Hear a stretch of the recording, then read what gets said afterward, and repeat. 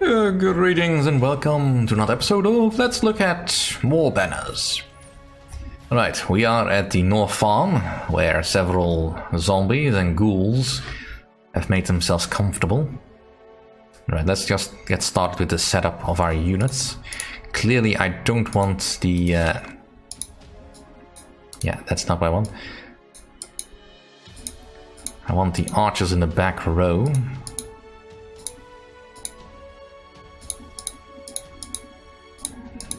Right, that'll do. Our mercenary band will be able to get bigger later, but for now this will have to do. Alright then. To war, man!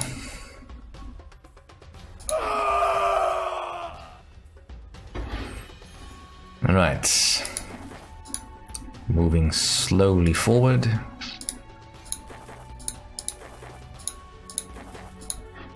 And well, we have a decent enough chance. Let's stick him with arrows. I can't reduce the amount of action points on these guys apparently, so that's fine. Let's stick close together for now and end our turn.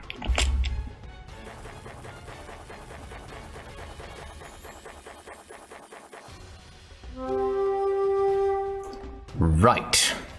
Time to move into special tactics territory. Well, using the liquid fire, which illuminates the area. Quite good. Also, if I manage to get the fire on targets, they will burn, which is probably quite good against undead. Alright, let's try it here as well. It's also a means of zoning enemies into an area where you want to fight them, rather than where they want to fight you. Right, let's start dealing with these zombies.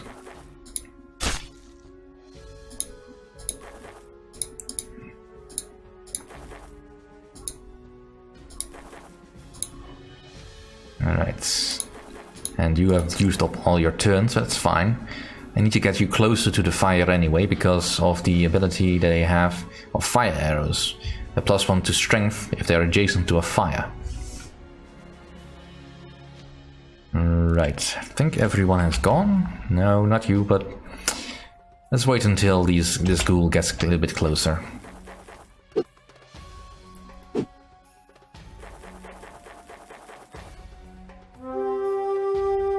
Right, so I can finish this guy. Let's make sure we are not stuck. All right.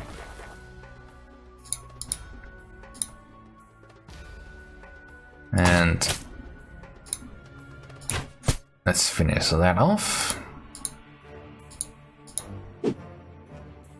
Now, unfortunately, he's in the dark, so I'm not gonna have a tough time hitting him, I think. But I'm still gonna try. And because of the pitchfork, my peasant can strike at a slightly longer range. Very useful. Still has got 11 hit points left. But for now the ghouls are not going anywhere. You just go over here.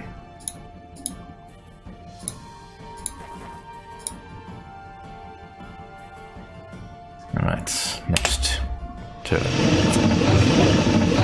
That's annoying, but nothing we can't deal with. Alright.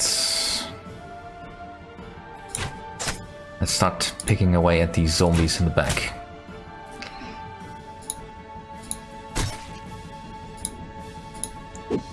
That deafening roar has definitely been annoying.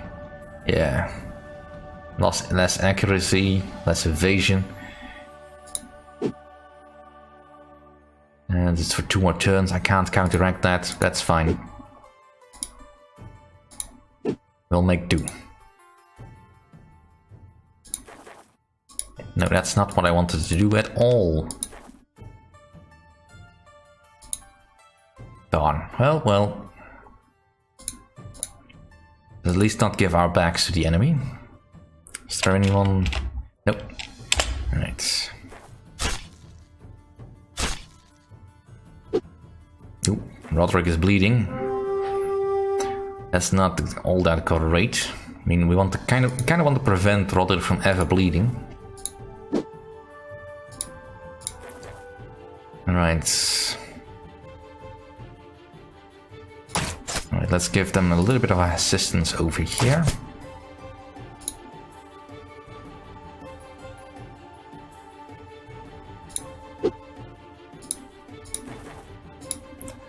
I keep forgetting that that happens. I really need to click to make sure that I have got the right target or the right person.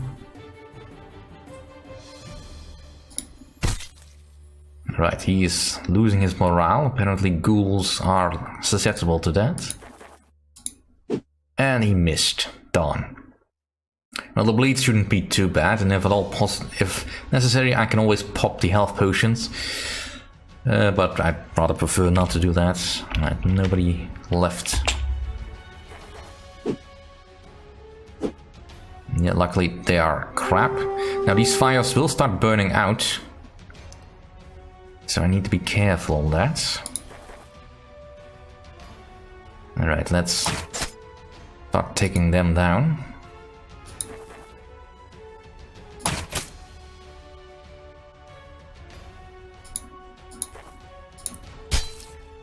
Alright, finish him off, please. Come on, guys.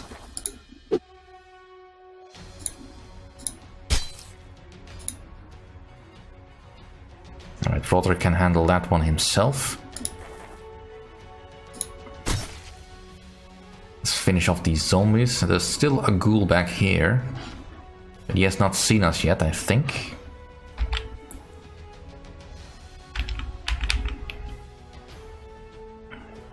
Alright, next turn. Ooh. He's running out of stamina. Well, that's not great, but we should be able to handle this.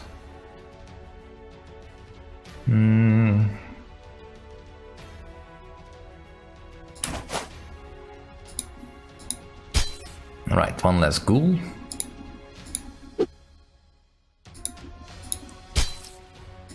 Alright, let's move back towards the fire.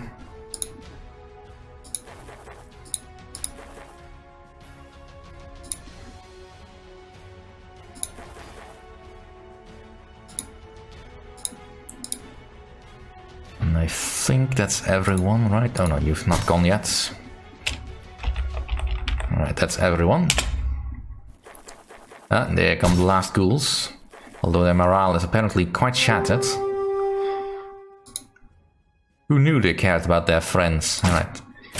Let's start picking away at them and as they come in. Now, this only seems easy enough because I'm playing on easy difficulty. I have seen later missions. This gets quite tricky.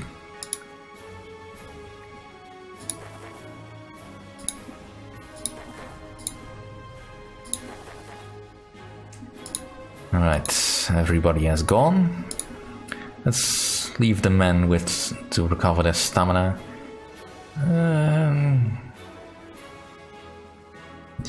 How many? You have 4 action points. Well, let's. You can drink your own potion. There, back to full health. Ooh, fire is starting to spread. That is also possible. All right. First off, no, I don't want to. Just want to shoot.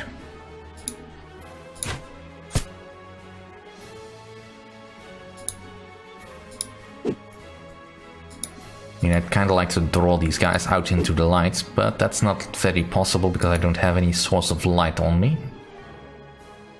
Alright. This should give him no flanks from which to attack. And we have zone of control, so... Oh, he's going down.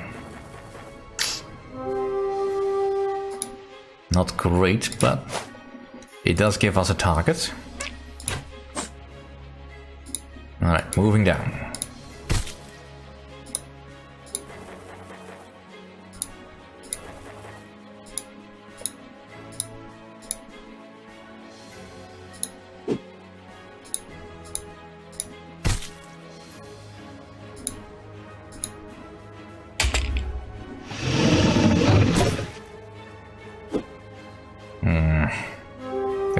fire is spreading even further. Great. Well, I still have these purification potions.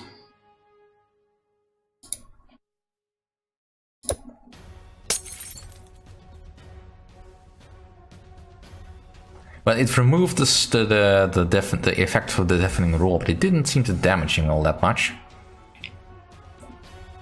Still neat. Alright.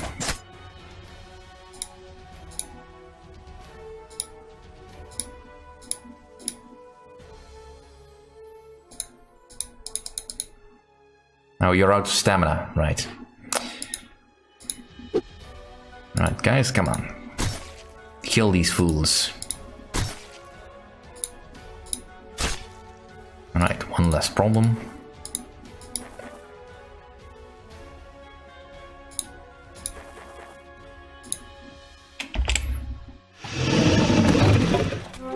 Oh, will you cut that out?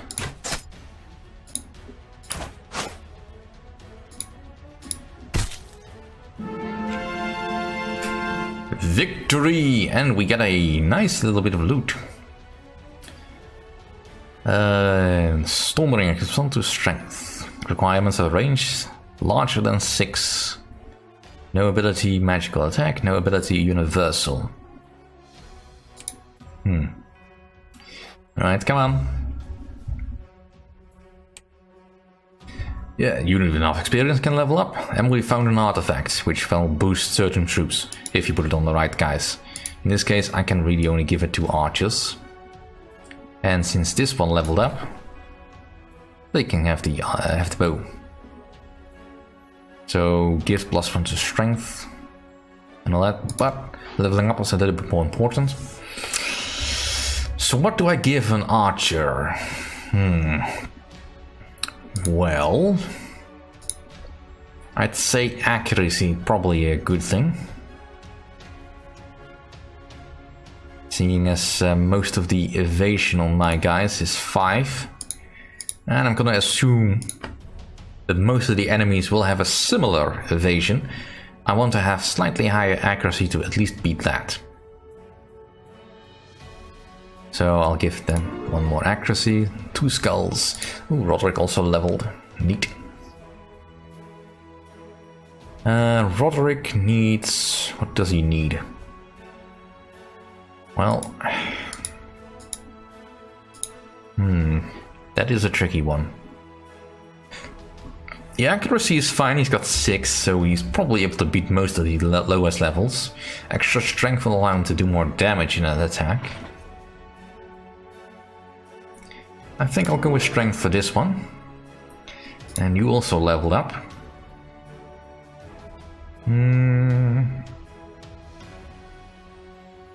the accuracy on you could be better. Then again, if I give you evasion, there's a less chance you get killed.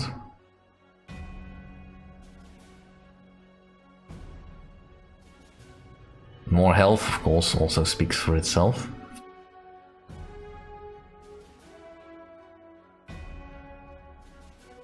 Well, what am I frustrated more by? By his lack of hitting stuff? Or his lack of being unable to avoid getting hit by stuff?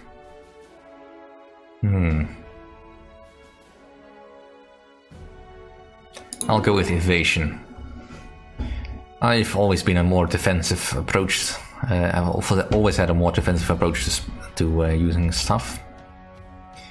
Well, those liquid fire potions worked well. Let's get another couple of them. Might as well get another purification potion.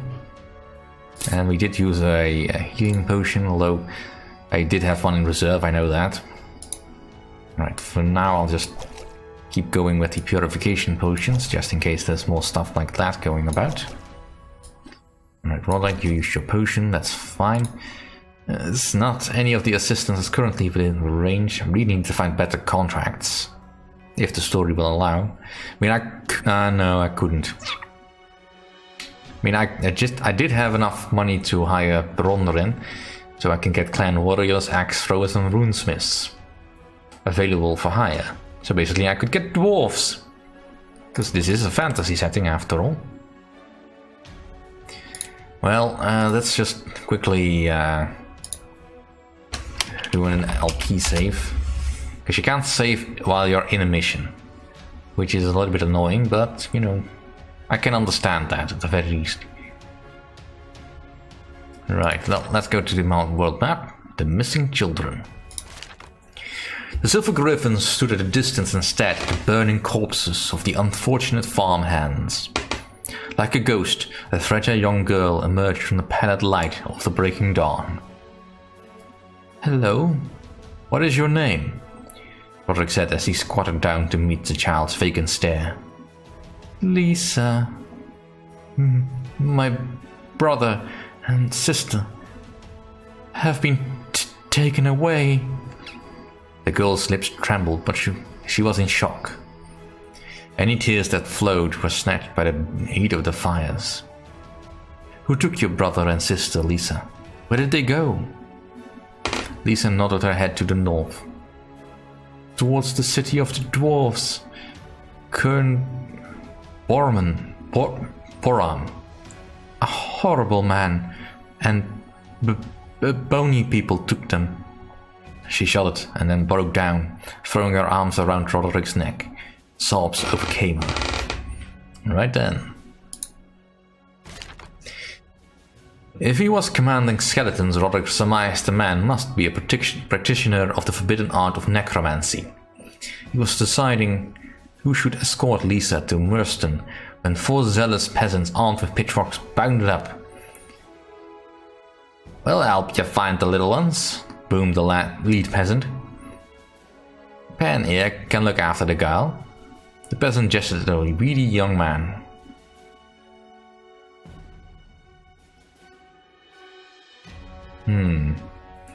So, do I want the peasants with me?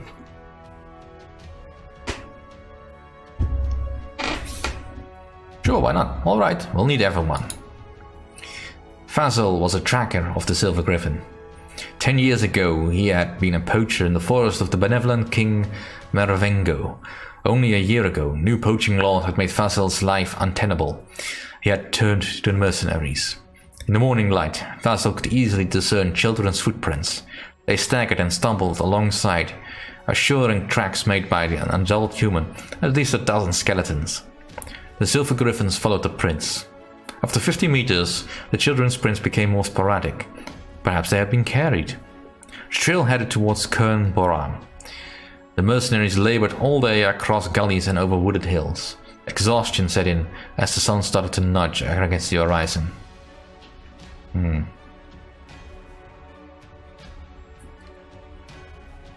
Oof. Do I want to fight exhausted?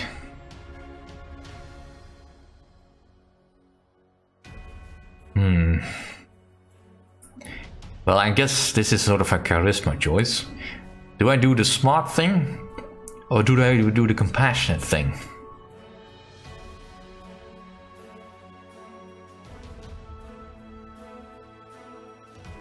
I'd also kind of prefer to fight at dawn, but you know.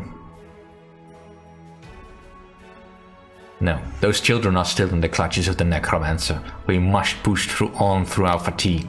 Every minute may be precious. The Silver Griffins pushed on through the darkness. Fazil found it increasingly difficult to follow the trail, but the cloudless sky offered some hope.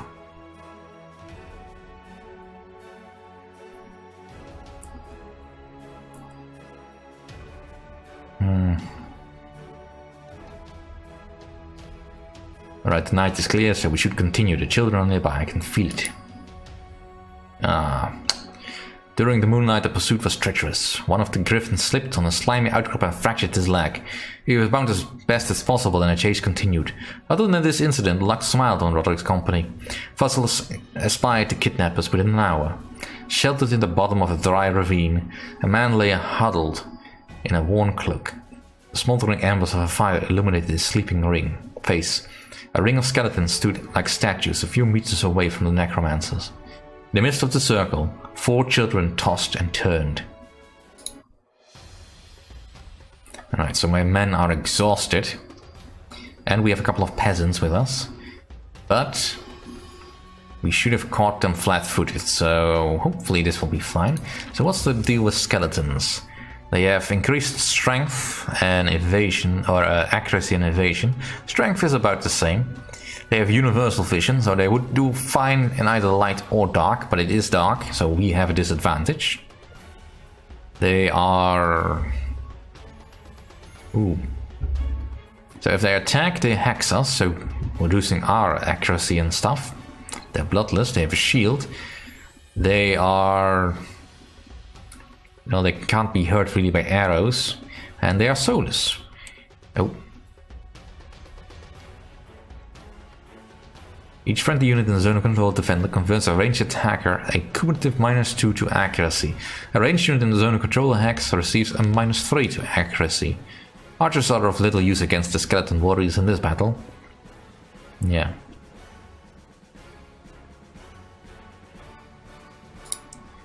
Right, well, I really wouldn't want to do that. Right, let's get you to the back row. Because regardless of whether or not I want to use the archers as punch bags, I do not want to have them on the front line anyway. Alright, so my peasant was injured though, right? Yeah, he's got 5 less hit points, but that's fine. Alright, so it's all skeletons? Yeah, skeleton. Alright, so the necromancer, what is he about? He's immune to poison.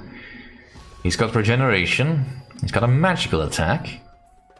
He's plague. Oh, so he resurrects people if they die. And he can swim. Alright, well, fine. And his spells are also quite annoying. Raising a zombie, if he has a corpse. A ring of frost to slow us down, and despair to make us, you know, lose stuff. Well, I think this is probably fine.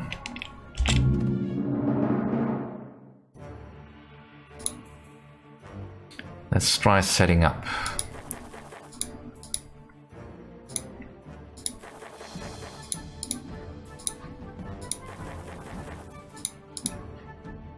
It's as much as possible trying to avoid getting too hung up behind terrain. Alright, nope. Yeah.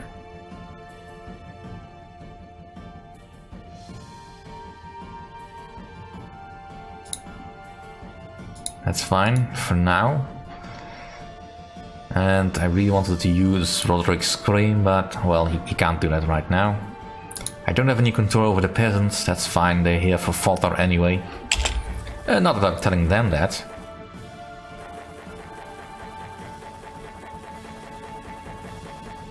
I just really want the skeletons to do that. Alright.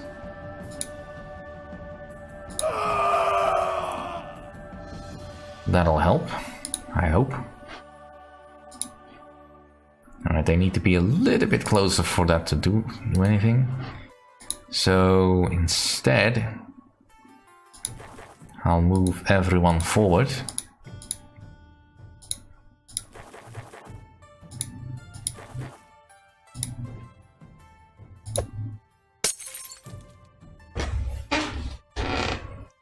That should help.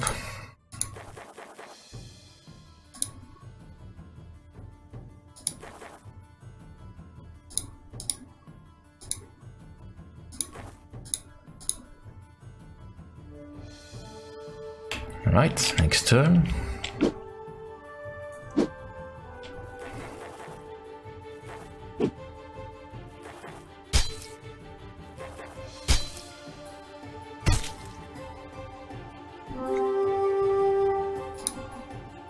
Alright, let's start smacking these skeletons. They don't have all that many hit points. The necromancer unfortunately is out of range.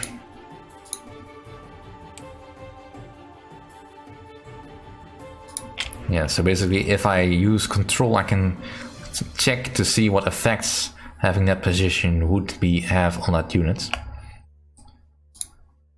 Alright, let's... Oh, darn. Right, well the fire currently zones him out, so one less skeleton will be fine.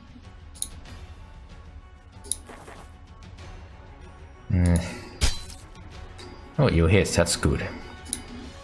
Alright, if I put a purification potion on you, would that hurt? Yeah, that hurt the skeleton. I mean, it's a bit of a waste, but I'm just checking to see what it does. No, I'll leave this. If the skeleton wants to attack me, he can do so over here. Well, might as well try. Nope, nothing. Alright.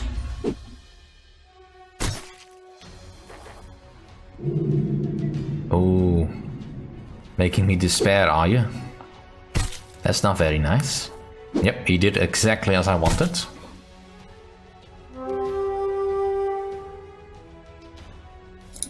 Alright, and you, can you throw your purification potion over there? Let's see, you need 4 action points for that.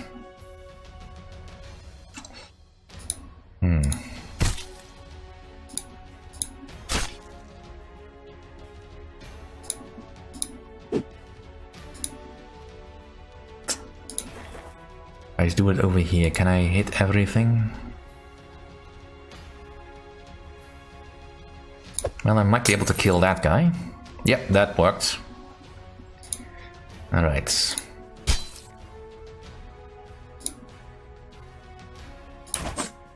That would have been so cool.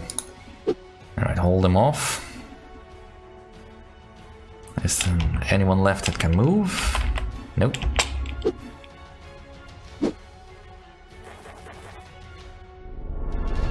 Alright, he's regenerating his mana, that's fine. Oh, and he moved closer. That's potentially a dumb move. No, fire spread again. Cool. Alright. Ah, come on. Get the kill.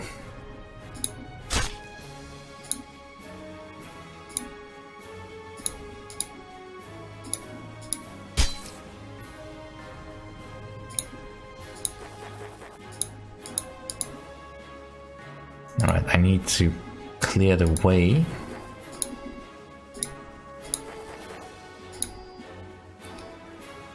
For my archers.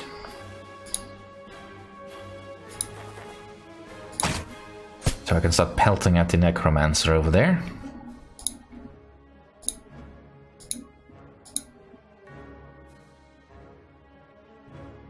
Alright, you don't have any action points left.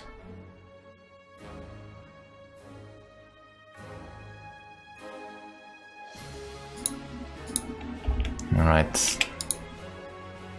Anyone left that can move, you can move.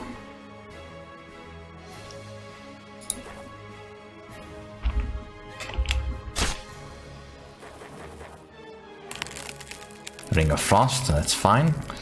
That hurts, but it's not bad enough. I mean, it also affected his skeleton, I think. I can't see it, but no, it's not on him.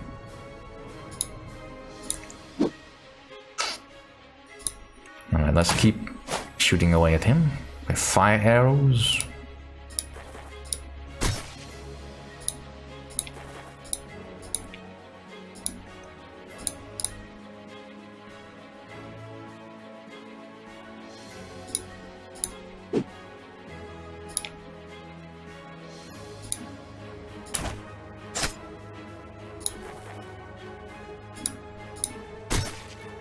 Alright, that skeleton is almost down. Anyone left? And that's the one last skeleton. Stop that. I don't want you to start raising these guys as zombies, you know.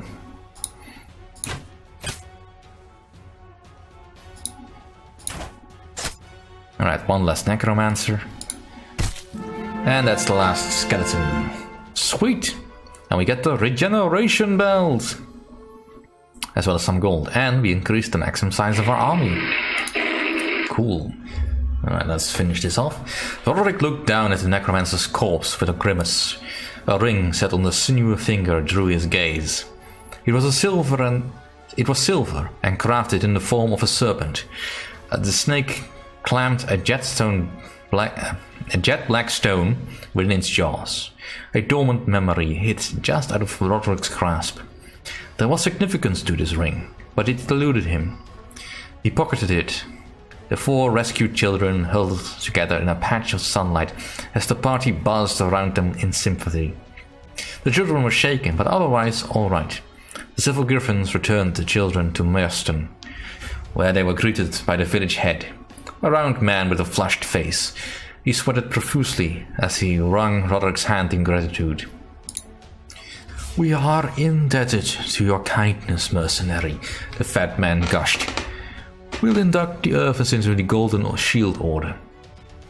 Don't worry, they will be well looked after." Roderick accepted the thanks on behalf of his company. He interrupted the man's praise by taking out the necromancer's ring. "Have you seen this design before?" Roderick said. "I've heard of the pleasant group that sport this motif. They call themselves the Road to Eternity. They spend their time abducting people, reanimating the dead, and just generally exploring the forbidden art. Nasty people. Thank you for saving the children from them." Well, that was convenient. But that'll have to do for this episode. Thank you all for watching. Yeah, I know, I can hire more stuff. We'll do that later. Thank you for watching. See you all next time.